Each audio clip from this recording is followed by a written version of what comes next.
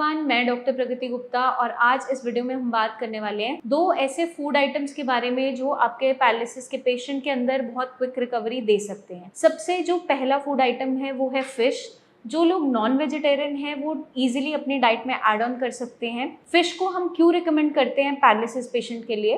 क्योंकि फिश जो होती है ओमेगा 3 फैटी एसिड इनरिच्ड रहती है, विटामिन डी, बी की मात्रा भरपूर रहती है, साथ के साथ बहुत अच्छा सोर्स ऑफ प्रोटीन है। तो जब भी हम पैरालिसिस पेशेंट की बात करते हैं, जब उन्हें स्ट्रोक हो जाता है, उसके बाद अगर आप मान लीजिए आपकी राइट हैंड साइड पैरालाइज्ड है, हाथ पैर मूव नहीं कर रहे हैं, या may be left hand side paralysed है, हाथ पैर की मूवमेंट नहीं हो रही, या कुछ पेशेंट्स में कमर के नीचे का हिस्सा सुन्न हो जाता है जिसे पैराप्लेजिया कहते हैं। इन कंडीशंस में, सारी कंडीशंस के अंदर हमें रिच सोर्स ऑफ प्रोटीन चाहिए होता है। अब प्रोटीन क्यों चाहिए होता है? क्योंकि वो एक बहुत अच्छा बिल्डिंग ब्लॉक है हमारी बॉडी की, जो हीलिंग को प्रमोट करता है, ग्रोथ को प्रमोट करता है। तो जब भी हमें रिकवरी किसी भी कंडीशन में लानी है, किसी भी बीमारी में लानी है, तो प्रोटीन को ऐड ऑन करना जरूरी हो जाता है। तो हम क्या रिकमेंड करते हैं पेशेंट के लिए कि आप अपनी डाइट में फिश को ऐड ऑन कर दीजिए। आप ग्रिल फॉर्म में ले सकते हैं। जो पेशेंट्स इजीली उसको च्यू नहीं कर पाते तो सूप फॉर्म में ले सकते हैं, मिन्स करके। और साथ के साथ जो पेशेंट वेजिटेरियन है और फिश का इंटेक नहीं कर पा रहे हैं, उनके लिए ऑल्टरनेटिव सोर्स क्या रहता है? मशरूम्स।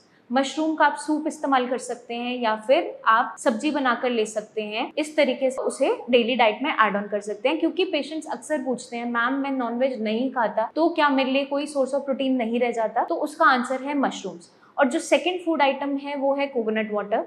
कोकोनट वाटर के अंदर बहुत सारे इलेक्ट्रोलाइट्स प्रेजेंट होते हैं, जैसे कि हमारा सोडियम हो गया, मैग्नीशियम हो गया, पोटेशियम है, कैल्शियम है। ये सारे के सारे इलेक्ट्रोलाइट्स क्या करते हैं? आपकी बॉडी के अंदर डिहाइड्रेशन होने से हमें बचाते हैं, रिकवरी को बूस्ट अप करते हैं, और साथ के साथ आपका बीपी रेगुलेट करने में मदद करते हैं। क्योंकि ज्यादातर केसेस जो स्ट्रोक के देखे जाते हैं वो हाई बीपी की वजह से देखने को मिलते हैं और उस कंडीशन में हेमरेज देखने को मिल जाता है।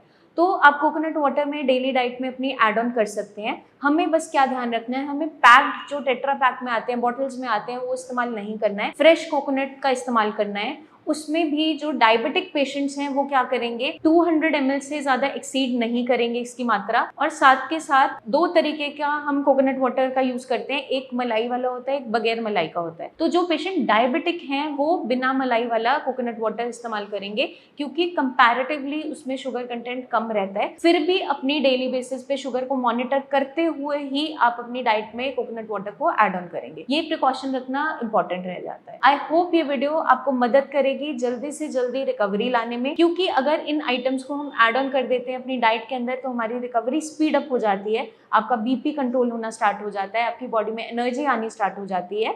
अपना खास ध्यान रखिए। Take care.